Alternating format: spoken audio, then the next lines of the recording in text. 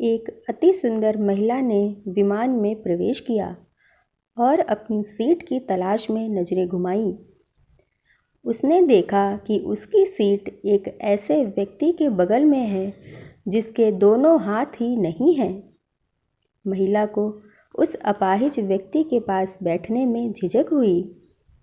उस सुंदर महिला ने एयर होस्टेस से बोला, मैं इस सीट पर सुविधापूर्वक यात्रा नहीं कर पाऊंगी क्योंकि साथ की सीट पर जो व्यक्ति बैठा हुआ है उसके दोनों हाथ नहीं हैं। उस सुंदर महिला ने एयर होस्टेस से सीट बदलने हेतु आग्रह किया। असहज हुई एयर होस्टेस ने पूछा, मैम, क्या मुझे कारण बता सकती हैं? सुंदर महिला ने जवाब दिया, मैं ऐसे लोगों को पसंद नहीं करती। मैं ऐसे व्यक्ति के पास बैठकर यात्रा नहीं कर पाऊंगी।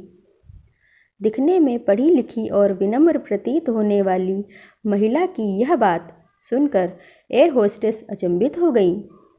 महिला ने एक बार फिर एयर होस्टेस से जोर देकर कहा कि मैं उस सीट पर नहीं बैठ सकती, अतः मुझे कोई दूसरी सीट दे दी जाए। एयर होस्टेस ने खाली सीट की तलाश में चारों ओर नज़र घुमाई, पर कोई भी सीट खाली नहीं दिखी। एयर होस्टेस ने महिला से कहा कि मैडम, इस इकोनॉमी क्लास में कोई सीट खाली नहीं है, किंतु यात्रियों की सुविधा का ध्यान रखना हमारा दायित्व है। अतः मैं विमान के कप्तान से बात करती हूँ। कृपया तब तक थोड़ा धैर्य बनाए रखें। ऐसा कहकर होस्टेस कप्तान से बात करने चली गई। कुछ समय बाद लौटने के बाद उसने महिला को बताया, मैडम, आपको जो असुविधा हुई उसके लिए बहुत खेद है। इस पूरे विमान में केवल एक सीट खाली है और वह प्रथम श्रेणी में है। मैंने हमारी टीम से बात की और हमने एक असाधारण निर्णय लिया।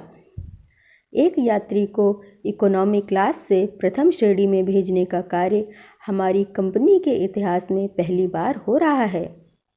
सुंदर महिला अत्यंत प्रसन्न हो गई, किंतु इसके पहले कि वह अपनी प्रतिक्रिया व्यक्त करती और एक शब्द भी बोल पाती, एयर होस्टेस उस अपाहिज और दोनों हाथ विहीन व्यक्ति की ओर बढ़ गई और विनम्रतापूर्वक उनसे पूछा, सर, क्या आप प्रथम श्रेणी में जा सकेंगे?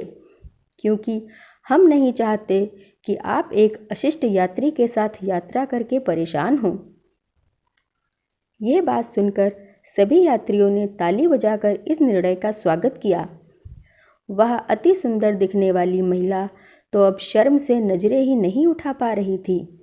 तब उस अपाहिज व्यक्ति ने खड़े होकर कहा, मैं एक भूतपूर्व सैनिक हूँ और मैंने एक ऑपरेशन के दौरान कश्मीर सीमा पर हुए बम विस्फोट में अपने दोनों हाथ खोए थे।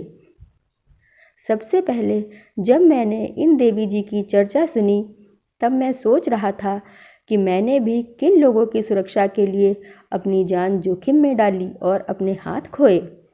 लेकिन जब आप सभी की प्रतिक्रिया देखी तो अब अपने आप पर गर्व महसूस हो रहा है कि मैंने अपने देश और देशवासियों की खातिर अपने दोनों हाथ खोए। और इतना कहकर वह प्रथम श्रेणी में चले गए।